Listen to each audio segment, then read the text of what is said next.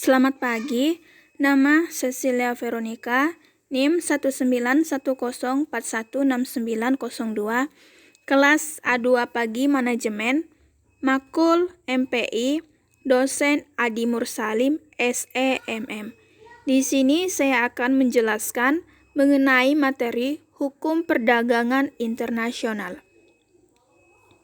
Pengertian Hukum Perdagangan Internasional. Internasional adalah perdagangan yang dilakukan antar negara atau pemerintah negara dengan negara lain yang menjalani suatu hubungan perdagangan yang sesuai kesepakatan antar kedua belah pihak yang melakukan perdagangan internasional tersebut. Pengertian perdagangan internasional merupakan hubungan kegiatan antar negara yang diwujudkan dengan adanya proses pertukaran barang atau jasa atas dasar sukarela dan saling menguntungkan. Ada berbagai motif atau alasan mengapa negara hukum perdagangan internasional atau subjek hukum pelaku dalam perdagangan melakukan transaksi dagangan internasional. Fakta yang sekarang ini terjadi adalah perdagangan internasional sudah menjadi tulang punggung bagi negara untuk menjadi makmur, sejahtera, dan kuat. Hal ini sudah banyak terbukti dalam sejarah perkembangan dunia. Walaupun perkembangan bidang hukum berjalan dengan cepat, namun ternyata masih belum ada kesepakatan tentang definisi untuk bidang hukum perdagangan internasional. 1. Definisi menurut Sasmitov. Hukum perdagangan internasional adalah sekumpulan aturan yang mengatur hubungan-hubungan komersial yang sifatnya perdana. Aturan hukum tersebut mengatur transaksi-transaksi yang berbeda negara. Definisi di atas menunjukkan dengan jelas bahwa aturan-aturan tersebut bersifat komersial. Dalam definisi Sasmitov menegaskan bahwa ruang lingkup bidang hukum ini tidak termasuk hubungan komersial, internasional, dan ciri hukum publik, termasuk dalam bidang hukum publik ini, yakni aturan-aturan yang mengatur tingkah laku atau perilaku negara-negara dalam mengatur perilaku perdagangan yang mengaruhi wilayahnya. Yang B. Asas tujuan dan ruang lingkup perdagangan internasional. Asas hukum perdagangan internasional. Dalam kegiatan perdagangan internasional dikenal istilah kontrak dagang. Pembuatan kontrak dagang internasional ini didasarkan pada asas hukum. Dengan demikian, maka kegiatan ekspor dan impor suatu negara bisa berjalan dengan tertib tanpa ada pihak yang dirugikan, ataupun pembuatan kontrak dagang ini juga ada dalam hubungan dagang internasional. Yang pertama, asas kebebasan berkontrak. Yang kedua, pengakuan atas kebiasaan serta praktik perdagangan antar negara, perdagangan internasional. Yang ketiga, asas iktikat baik serta transaksi yang jujur. Yang keempat, asas bisa dibataskan kontrak saat terjadi kesejahteraan yang lebar antara hak serta kewajiban pihak-pihak yang ada dalam kontrak. Yang C. Tujuan hukum perdagangan internasional. Setiap hukum atau aturan dibuat untuk tujuan tertentu. Begitu pula dengan hukum perdagangan internasional. Aturan ini dibuat dengan tujuan yang pertama, pelindungan kegiatan perdagangan yang menjadi satu-satunya cara membangun ekonomi satu negara. Yang kedua, mencapai perdagangan internasional yang stabil. Yang ketiga, menghindari kebijakan dan praktik perdagangan nasional yang merugikan negara lainnya. Yang keempat, meningkatkan volume perdagangan dunia. Yang kelima, menciptakan perdagangan yang menguntungkan bagi pembangunan ekonomi setiap negara. Yang keenam, meningkatkan standar hidup manusia. 6. Hukum perdagangan internasional. Yang ketujuh, memberi memberikan lebih banyak peluang lapangan kerja. Yang ke-8, mengembangkan sistem dagang multilateral yang menciptakan kebijakan perdagangan yang adil dan terbuka dari semua negara. Yang ke-9, meningkatkan pemanfaatan dalam pemakaian sumber kekayaan dunia sehingga bisa meningkatkan transaksi jual beli. D. Ruang lingkup hukum perdagangan internasional. Hukum perdagangan internasional merupakan bidang hukum yang berkembang cepat. Ruang lingkup bidang hukum ini cukup luas. Hubungan-hubungan dagang yang bersifat lintas batas dapat mencakup banyak jenisnya. Dari bentuknya yang sederhana, yaitu dari barter, jual beli barang, atau komoditas, hingga hubungan atau transaksi dagang yang kompleks. Kompleksnya hubungan atau transaksi dagang internasional ini paling tidak disebabkan oleh adanya jasa teknologi, khususnya teknologi informasi, sehingga transaksi-transaksi dagang semakin berlangsung cepat. Batas-batas negara bukan lagi menjadi halangan dalam bertransaksi. Ada beberapa motif atau alasan mengapa negara atau subjek hukum pelaku dalam perdagangan melakukan transaksi dagang internasional. Kesadaran untuk melakukan transaksi dagang internasional juga telah cukup lama disadari oleh para pelaku pedagang di tanah air sejak abad ke-17. Salah satunya adalah Amanan Gapapa, kepala suku Bugis yang sadar akan pentingnya dagang pelayanan bagi kesejahteraan sukunya.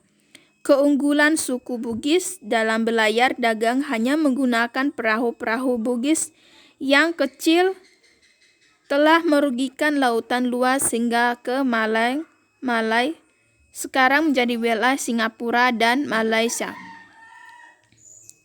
F. Prinsip-prinsip dasar hukum perdagangan internasional.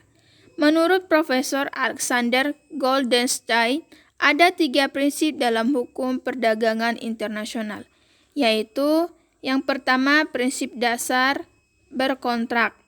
Prinsip berdasar berkontrak sebenarnya merupakan prinsip universal dalam hukum perdagangan internasional. Setiap sistem hukum dalam hukum dagang mengakui kebebasan para pihak untuk membuat kontrak-kontrak dagangan internasional.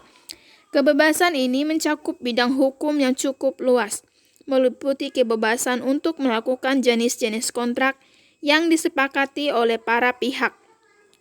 Dalam prinsip kebebasan berkontrak ini, termasuk pula kebebasan untuk memilih forum penyelesaian sengketa dagangnya, serta mencakup pula kebebasan untuk memilih hukum yang akan berlaku terhadap kontrak yang dibuatnya. Sudah barang tentu kebebasan ini tidak boleh tertangani dengan undang-undang, kepentingan umum, kesusilaan, kesopanan, dan persyaratan lain yang ditetapkan oleh masing-masing sistem hukum. 2. Prinsip dasar pacta sunt servanda. Prinsip pacta sunt servanda adalah prinsip yang mensyaratkan bahwa kesepakatan atau kontrak yang telah ditandatangani harus dilaksanakan dengan sebaik-baiknya. Dengan ikatan baik, prinsip ini berlaku secara universal. Yang ketiga, prinsip dasar penyelesaian sengketa melalui arbitrase. Arbitrase dalam perdagangan internasional adalah merupakan forum penyelesaian sengketa yang umum digunakan. Kalau arbitrase sudah semakin banyak dicantumkan dalam kontrak-kontrak dagang, Goldstein mengurangi kelebihan dan alasan mengapa pengguna arbitrase dijadikan prinsip dasar hukum perdagangan internasional, yaitu move on to the exit the next claim of deficiency is redundant to arbitrary, uniform look order is begging question. Arbitration attribution of Apple condition. Yang keempat, prinsip dasar kebebasan komunikasi atau navigasi. Di samping tiga prinsip dasar tersebut, prinsip dasarnya yang relevan dengan prinsip dasar yang dikenal dalam hukum ekonomi internasional, yaitu prinsip kebebasan untuk berkomunikasi dalam pengertian luas, termasuk di dalam kemasan bernavigasi. Komunikasi atau navigasi adalah kebebasan para pihak untuk berkomunikasi untuk 12 perdagangan internasional, keperluan dagang dengan siapapun juga dengan melalui berbagai sarang navigasi atau komunikasi, baik darat, laut, udara, atau melalui media sarana elektronik. Kebebasan komunikasi ini bersifat sangat esensi bagi terlaksananya perdagangan internasional. Dalam komunikasi untuk maksud perdagangan ini, kebebasan para pihak tidak boleh dibatasi oleh sistem ekonomi politik atau sistem hukum. G. Kelemahan hukum perdagangan internasional. Kelemahan seperti tersebut. Spesifik tersebut, yang pertama, hukum perdagangan internasional sebagian besar bersifat pragmatis dan primitif. Hal ini mengakibatkan aturan-aturan hukum perdagangan internasional kurang objektif di dalam memesankan negara-negara untuk tunduk pada hukum. Dalam kenyataannya, negara-negara yang memiliki kekuatan politis dan ekonomi memanfaatkan perdagangan sebagai saran kebijakan politisnya. Yang kedua, aturan-aturan hukum perdagangan internasional bersifat mendamaikan dan persuasif, tidak memaksa. Kelebihan ini sekaligus juga merupakan kekurangan bagi perkembangan hukum perdagangan internasional yang menyebabkan atau memungkinkan perkembangan hukum ini di tengah krisis. H. Perkembangan hukum perdagangan internasional. Hukum perdagangan internasional telah ada sejak lahirnya negara dalam arti modern. Sejak saat itu, hukum perdagangan internasional telah mengalami perkembangan yang cukup pesat sesuai dengan perkembangan hubungan-hubungan perdagangan. Dilihat dari perkembangan sumber hukum, dalam arti materi, perkembangan hukum perdagangan internasional dapat dikelompokkan ke dalam 3 tahap, yaitu yang pertama, hukum perdagangan internasional dalam masa awal pertumbuhan. Yang kedua, hukum perdagangan internasional yang dicantumkan dalam hukum nasional. Yang ketiga, lahirnya aturan-aturan hukum perdagangan internasional dan munculnya lembaga-lembaga internasional yang mengurusi perdagangan internasional.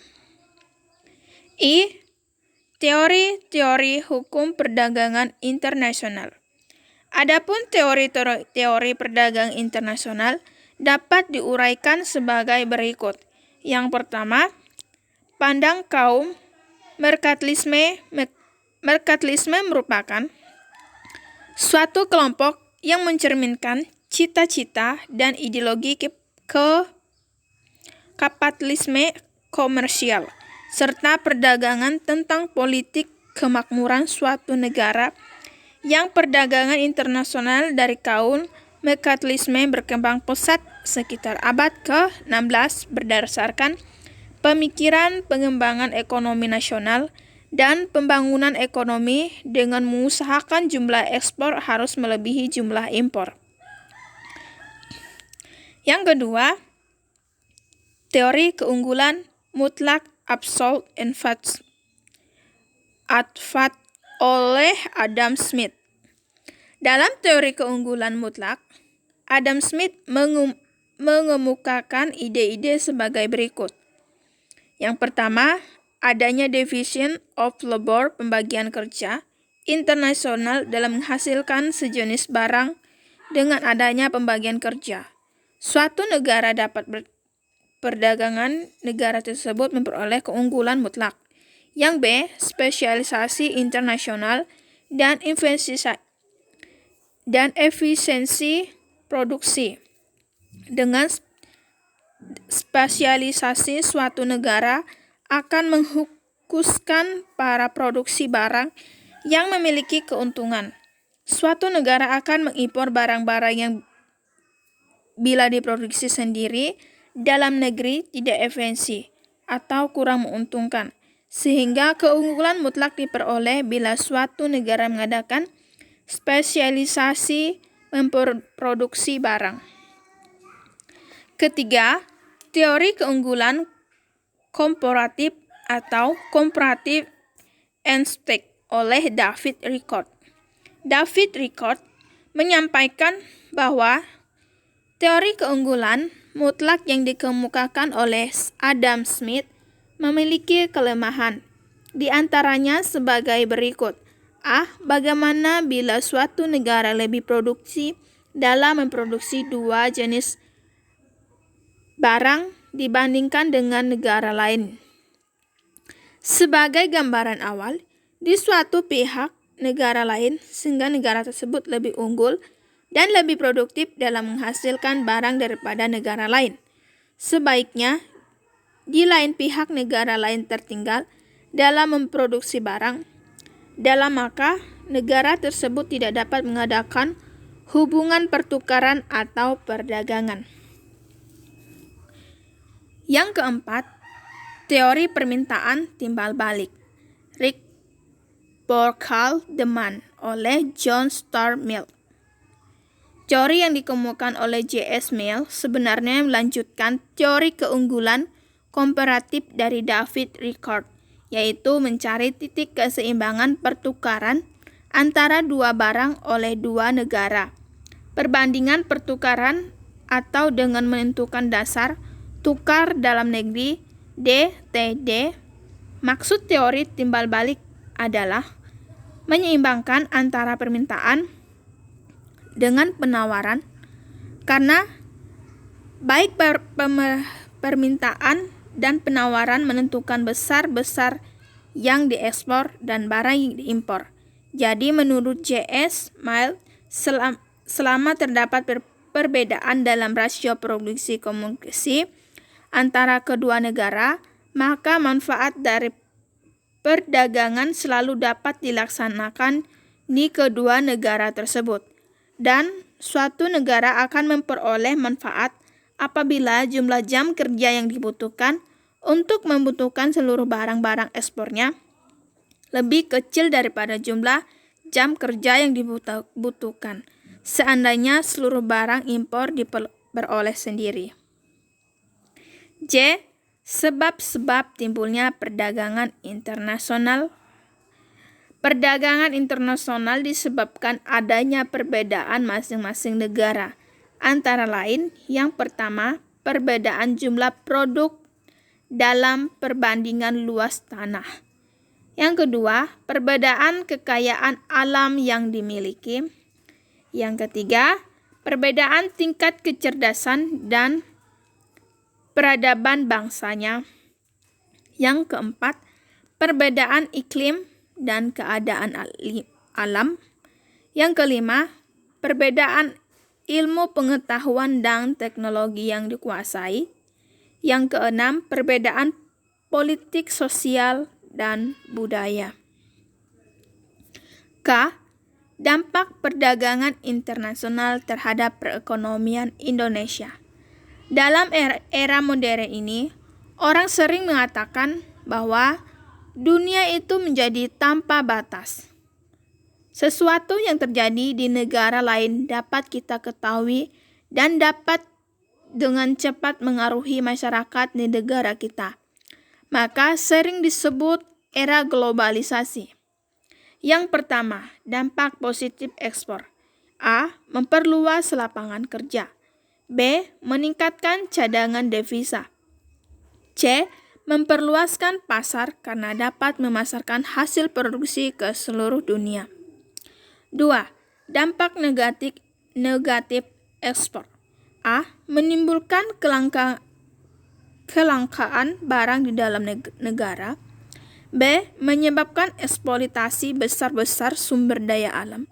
Misalnya, ekspor barang tambang telah menyebabkan semakin tipisnya cadangan bahan tambang dan menimbulkan kekerasan alam atau lingkungan. 3. Dampak positif impor. A. Meningkatkan sejahtera konsumen karena masyarakat Indonesia dapat menggunakan barang-barang yang tidak terdapat di dalam negeri. B. Meningkatkan industri dalam negeri, terutama yang bahan bakunya berasal dari luar negeri. C. Dengan adanya impor memungkinkan terjadinya ahli teknologi secara bertahap. Negara kita mencoba mengembangkan teknologi modern untuk mengurangi ketertinggalan kita dengan bangsa yang sudah maju. 4. Dampak negatif impor. A. Menciptakan pesaing bagi industri dalam negeri. B. Menciptakan pengangguran, artinya kita telah kehilangan kesempatan untuk lapangan kerja. C. Konsumen berlebihan, terutama untuk barang-barang mewah. Contohnya, pakaian mewah, mobil mewah, dan alat-alat rumah tangga mewah. L. Hambatan perdagangan internasional. Berikut hambatan perdagangan internasional diantaranya: A. Perbedaan mata uang. B. Kebijakan impor suatu negara proteksi. 3. Kota impor. 4.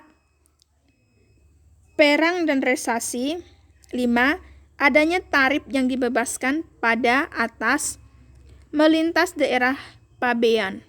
6. Produser ekspor masih berbelit-belit sehingga memerlukan waktu lama. M. Kebijakan perdagangan internasional. Yang pertama, proteksi. Proteksi adalah kebijakan perdagangan internasional yang bertujuan untuk melindungi produksi dalam negeri. 2. Perdagangan bebas. Kebijakan perdagangan bebas adalah dalam perdagangan internasional untuk menghilangkan hambatan-hambatan dalam perdagangan internasional. Penentuan dan penetapan harga diserahkan bebas. Itu hanya berlaku bagi negara anggota yang tergabung dalam kelompok perdagangan bebas tersebut. 3. Politik dumping. Politik dumping adalah kebijakan perdagangan internasional yang menjual hasil produksi lebih murah di luar negeri dibandingkan di dalam negeri. Tujuan politik dumping adalah untuk meningkatkan daya saing untuk memperluaskan pasar. P. Sumber hukum dagang internasional. Adapun yang menjadi sumber hukum perdagangan internasional yaitu sebagai berikut. 1. Perjanjian internasional merupakan salah satu sumber hukum yang terpenting. Secara umum, perjanjian internasional terbagi ke dalam 3 bentuk, yaitu perjanjian multilateral, regional, dan bilateral. Perjanjian internasional atau multilateral adalah kesepakatan tertulis yang mengikat lebih dari 2 pihak, negara, dan tunduk pada aturan hukum internasional. Beberapa perjanjian internasional membentuk suatu pengaturan perdagangan yang sifatnya umum di antara para pihak. Perjanjian regional adalah kesepakatan-kesepakatan di bidang perdagangan internasional yang dibuat oleh negara-negara yang tergolong atau berada dalam suatu regional tertentu. Misalnya, perjanjian pembentukan ASEAN Free Trade Area atau AFTA. Di Asia Tenggara, suatu perjanjian dikatakan bilateral ketika perjanjian tersebut mengikat 2 subjek hukum internasional. Termasuk dalam kelompok perjanjian ini adalah perjanjian penghindaran para pajak berganda. Yang kedua, hukum kebiasaan internasional.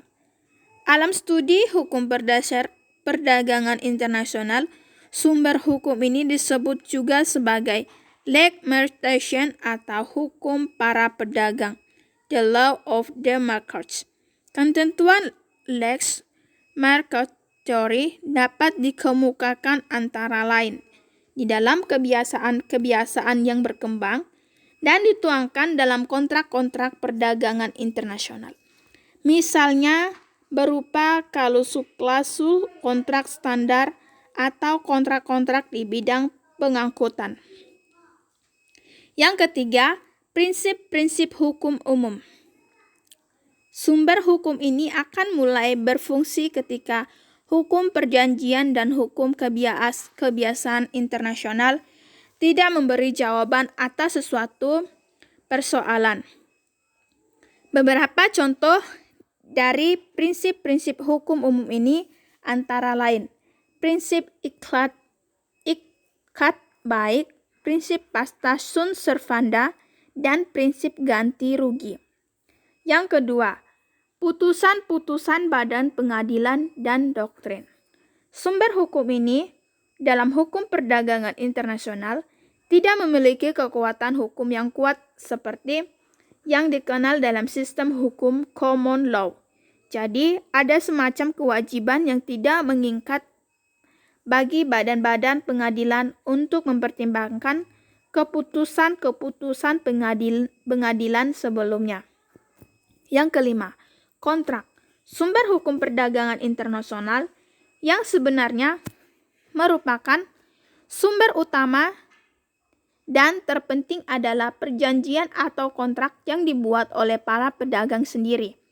Kontrak tersebut ialah undang-undang bagi para pihak yang membuatnya. Dengan demikian, kontrak berperan sebagai sumber hukum yang perlu dan terlebih dahulu mereka jadikan acuan penting dalam melaksanakan hak dan kewajiban mereka dalam perdagangan internasional. Yang keenam, hukum nasional. Signifikasi hukum nasional sebagai sumber hukum perdagangan internasional tampak dalam uraian mengenai kontrak.